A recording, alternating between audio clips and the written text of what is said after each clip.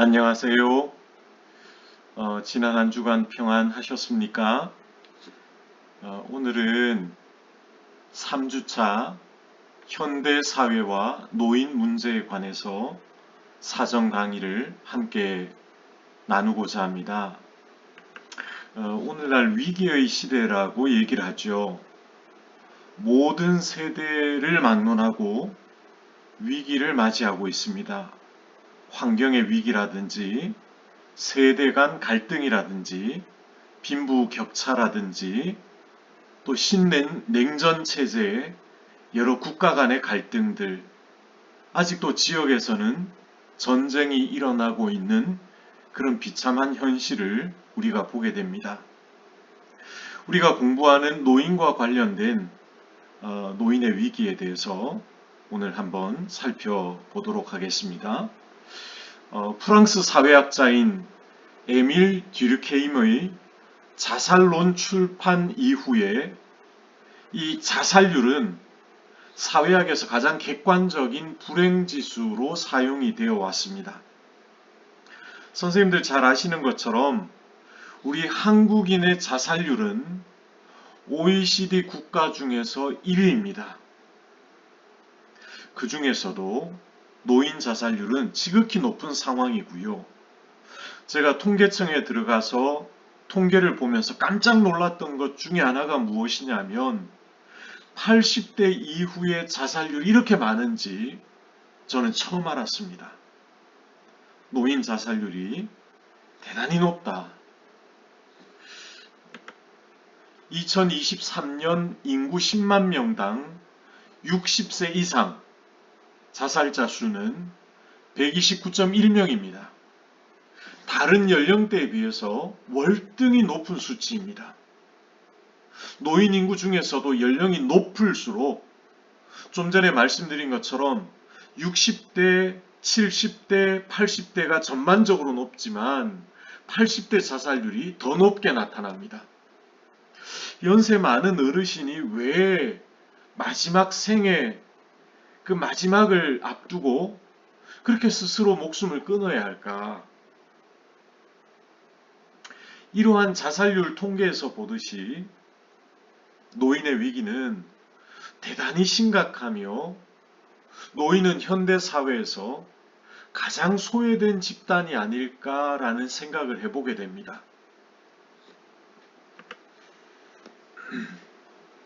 모든 자살이 삶의 만족도가 낮기 때문에 발생한다고 보기는 어렵지만 대체적으로 삶의 만족도와 자살률은 서로 밀접한 관계가 있더라는 것이죠. 선생님들 잘 아시는 것처럼 우리나라의 1997년, 8년 외환 위기를 맞이하게 됩니다. 그때 자살률이 크게 늘어났죠. 그리고 점차 줄어들었다가 2000년대 들어서 다시 증가하고 있는 추세입니다. 우리 한국은 다른 나라에 비해서 자살률이 상당히 높습니다.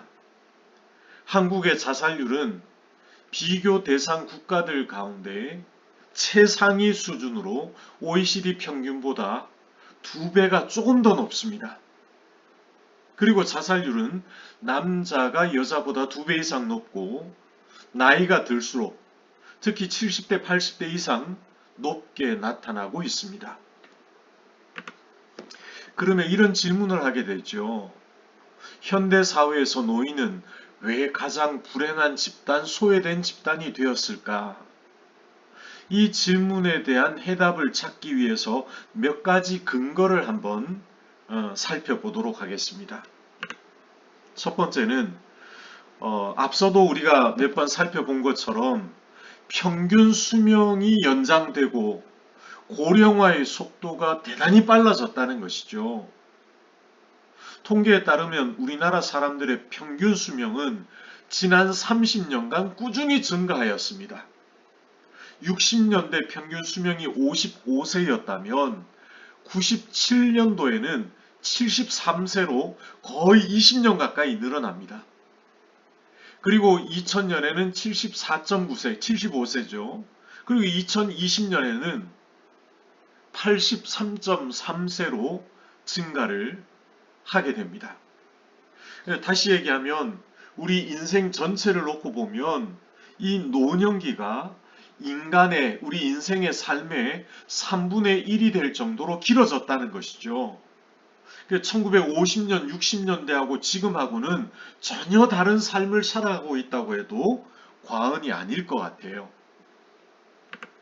또 한 가지 우리가 살펴보아야 할 것은 노인의 인구 비율도 꾸준히 증가를 하고 있다는 것입니다. 우리가 대체적으로 노인 하면 65세 이상이라고 그렇게 생각하고 있는데 65세 이상 되시는 인구가 전체 인구에서 우리나라 5,100만 명 정도 되는데 이 전체 인구에서 차지하는 비율이 2000년도에는 7.2%입니다. 근데 10년이 지나서 2010년도에는 11%로 지속적인 증가 추세를 보이다가 2018년도에는 14.3%가 됩니다. 그러니까 고령화 사회에서 고령 사회로 넘어가는데 18년이 채 걸리지 않았습니다. 그리고 올해 2025년 8월 기준으로 보면 65세 인구가 전체 20.8%에 도달을 합니다. 그러니까 65세 인구가 우리나라 전체 1,000만 명이 넘는다는 거죠. 이건 통계청의 2025년 자료입니다. 유엔의 보고에 의하면 65세 이상의 노인 인구가 7% 이상이면 고령화 사회라고 합니다. 그리고 14%가 되면 고령 사회입니다. 그리고 20% 이상이 되면 초고령 사회가 되는데 우리나라 올해를 기준으로 해서 이미 초고령 사회로 넘어갔죠. 그리고 특별히 제가 살고 있는 이 강원도 지역은 이미 초고령 사회입니다. 젊은 층을 찾아보기가 어렵죠. 그리고 특별히 교회도 고령화가 급속도로 이루어지고 있다는 것이죠. 어르신에 대해서 시니어에 대해서 우리가 특별한 관심을 가지고 접근해야 될 그런 상황, 그런 시대적 상황을 우리가 맞이하고 있다는 것을 우리가 알게 됩니다. 자, 그런데 문제는 우리나라 한국의 고령화가 이게 짧은 시간에 고령화가 이루어지는데 이런 고령화가 미국이나 프랑스, 기타 선진국에 비해서 훨씬 빠른 속도, 엄청난 속도로 진행이 되고 있다는 것이죠. 고령 인구 비율이 14%에서 20%에 도달하는 데 걸린 시간이 불과 8년이 채 되지 않습니다. 다른 선진국에서는 100년, 200년, 300년 만에 그렇게 초고령화 사회로 들어갔는데 우리 한국 사회는 8년이 채 되지 않는 그 시간에 고령 사회에서 초고령 사회로 넘어가게 되었다는 것이죠. 그럼 문제가 뭡니까? 저출산과 맞물려서 급격한 고령화가 우리 사회에 준비되지 않은 상태에서 맞이하게 되었다는 거죠. 전혀 준비되지 않은 상태에서. 개인적이든 국가적이든 초고령 사회 진입에 대한 준비할 시간적 여유가 절대적으로 부족하다라는 것이죠. 특별히 교회에서도 그렇고요. 상담적으로 이 시니어들, 어르신들에 대한 상담이 그렇게 체계적으로 되어 있지 않은 것이 우리의 현실입니다. 이미 65세 이상과 또 중년기, 청년기의 사람들 모두 이 문제에 대해서 준비가 되어 있지 않습니다. 모든 사람은 늙잖아요. 노인의 시기를 맞이합니다. 모든 존재는 노인의 본질을 포함하고 있습니다. 선생님들 언제부터 노인인가요? 나는 지금 노인이라고 할 수 있나요? 객관적으로 보면 현행법상 65세 이상부터 노인이라고 얘기합니다.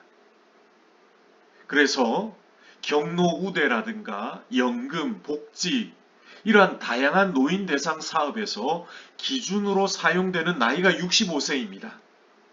자, 그런데 그렇다고 나는 노인이 아닐까요? 10대들이 보기에는 20대도 이미 늙었다라고 생각을 합니다. 그런 면에서 인간 모두는 노인의 면모를 가지고 있죠. 늙지 않는 사람, 죽음을 피할 수 있는 사람은 아무도 없습니다. 그래서 더 이상 노인 문제는 65세 이상의 사람들만의 문제가 아니라 우리 모두의 문제라는 인식이 필요합니다. 인식의 전환이 필요하죠. 들레즈라는 철학자는 I 되기, becoming I라는 말을 합니다. 그 관점에서 보면 노인은 다른 사람이 아니라 바로 내가 노인이다 라는 거죠. 내가 노인이다. 그런 관점에서 이 현대사회의 노인 문제라는 것을 좀 접근하는 게 필요하지 않는가라는 생각을 해보게 됩니다. 두 번째는 노인 인구 성비 구성입니다. 우리나라 노인 인구의 또 다른 특징은 여성 노인들이 남성 노인에 비해서 더 많다는 것이죠. 앞서도 잠깐 언급을 했습니다만은 여성의 수명이 남성보다 7년 내지 8년 정도 더 길잖아요. 그러니까 연세가 많아지면 많아질수록 이제 남자 어르신들은 빨리 돌아가시게 되고 이제 남아있는 여성 어르신들의 성비가 더 많다는 것이죠. 출생 성비를 보게 되면 태어날 때는 남자 여자 비율이 106대 100 정도입니다. 남자가 좀 많죠. 그런데 65세 이상이 되면 65세에서 69세가 되면 81대 100이 됩니다. 80세를 넘어가게 되면 53대 100이 되고요. 100세 이상에서는 남자의 숫자가 절대적으로 줄어지죠. 27대 100이 됩니다. 4분의 1이 됩니다. 여성들의 높은 생존 비율은 노년기 노인 내담자의 상당수가 여성이 될 것임을 알려주고 있죠. 이는 노인 상담의 방향을 설정하는 문제, 또 노인 문제에 대한 대응책을 구상하는 과정에서 진지하게 고려되어야 할 사항이라는 것입니다. 교회에서도 보면 우리 교회도 그렇습니다만은 연세 많은 어르신들 중에는 여자 어르신들이 훨씬 더 많이 계십니다.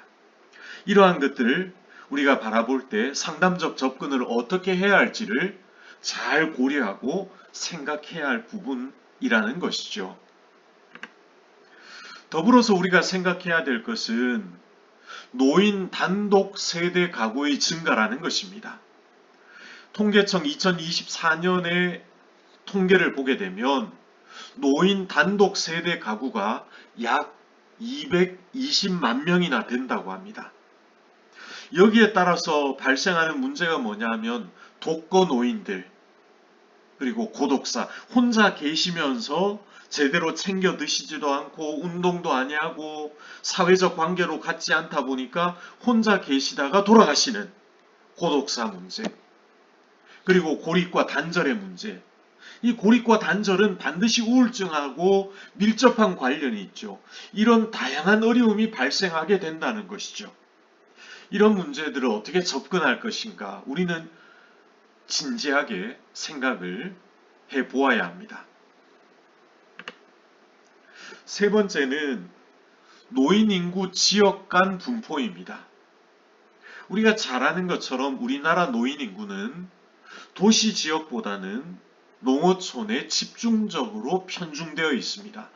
2023년 기준 인구 주택 총조사 결과 65세 이상 인구 비율은 전체 광역시도 중에 전라남도가 25.5% 이상으로 가장 높습니다. 그리고 노인 비율이 가장 낮았던 울산은 2017년도에는 7.1%였는데 2025년도에는 17.3%로 급격하게 증가합니다. 이미 전라남도, 경상북도, 전라북도, 충청남도 그리고 강원도 지역은 65세 이상 인구 비율이 20%를 훨씬 초과해서 초고령 사회로 진입한 상태라는 것이죠. 이미 이러한 지역들은요, 인구 소멸 지역으로 그렇게 정부에서 바라보고 있고 그러한 관점에서 접근을 하고 있더라는 것이죠. 젊은 자녀들과 분리되어서 살아가면서 노인들은 대개 노령에 따른 질병에 노출이 되죠. 기본적으로 만성질환들, 고혈압이나 당뇨, 고지혈 이런 만성질환들 하나 이상은 가지고 계시고 또 한편으로는 심각한 고독감, 우울감, 고립과 단절 등에 시달리게 되시거나 고독사 가능성이 대단히 높다는 것입니다.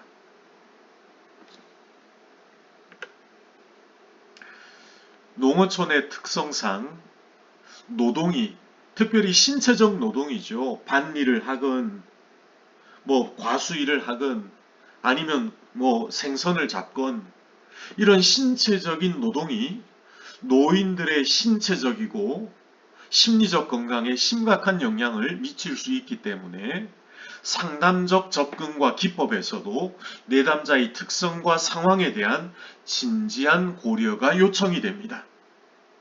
상담실에서의 상담뿐만 아니라 적극적으로 찾아가는 상담, 교회에서 보면 신방을 하죠. 이런 신방 상담, 전화 상담, 찾아가는 상담이 필요하다라는 것이죠. 찾아오기만을 기다리는 것이 아니라 찾아가는 것이 필요하다.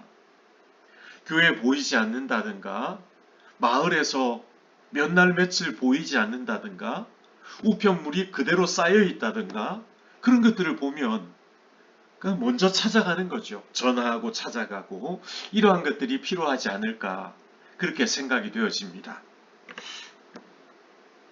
그리고 한 가지 우리가 생각해야 될 것은 노인의 이혼과 재혼이 증가하고 있다는 사실입니다. 우리나라 노인들의 평균 수명이 늘어나고 핵가족화가 진행이 되면서 단독가족도 많이 늘어나죠. 노인 홀로 혹은 노인 부부 단독으로 세대를 형성하는 경우가 늘어나고 있습니다.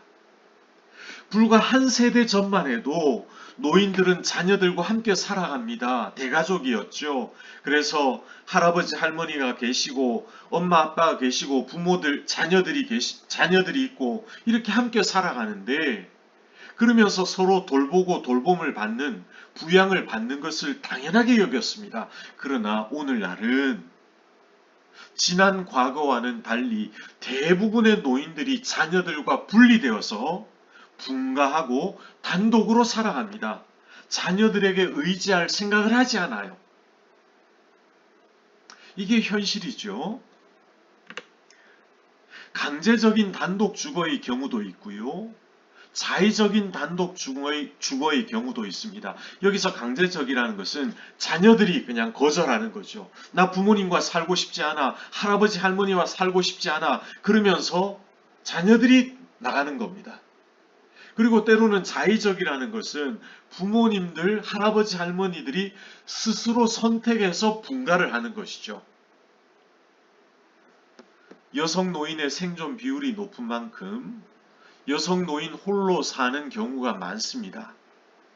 상대적으로 적은 수의 남성 노인 홀로 사는 경우도 있고요. 이렇게 어르신들 노인이 홀로 사는 경우에 건강 문제가 심각하죠. 어르신들이 운전을 하시는 경우도 있지만 점점 이 건강이 좋아지지 않고 신체 기능이 떨어지면서 있던 차도 팔고 이 교통편이 편하지 않으면 병원에 대한 접근성이라든가 약을 탄다든가 이런 문제가 참 이게 어려운 문제가 됐죠. 이런 건강 문제, 고독 문제, 또 성적인 문제, 경제적 빈곤의 문제 등은 더욱 절실한 문제가 되더라는 것입니다. 이런 추세에 발맞추듯이 노인들의 이혼과 재혼이 증가하고 있습니다. 우리가 잘 아는 것처럼 황혼 이혼이라 그러죠. 황혼 재혼. 노인 이혼의 주요 원인으로 보면 여성의 경제력이 신장을 하게 되고 또 기존의 전통적인 가족 구조가 변화하게 되고 남성들의 은퇴와 또 고립감 이런 것들이 주요 원인으로 그렇게 알려지고 있습니다. 첫 번째 우리가 생각해야 될 것은 우리 여자분들이 요즘에 보면 젊은 사람이든 연세 있는 분이든 여자분들도 집에서 살림만 하시는 분들이 거의 없으시죠. 그래서 직장에서 일을 하거나 자기 경력을 살려서 일을 하시죠. 그러면서 여성의 경제력이 신장을 합니다.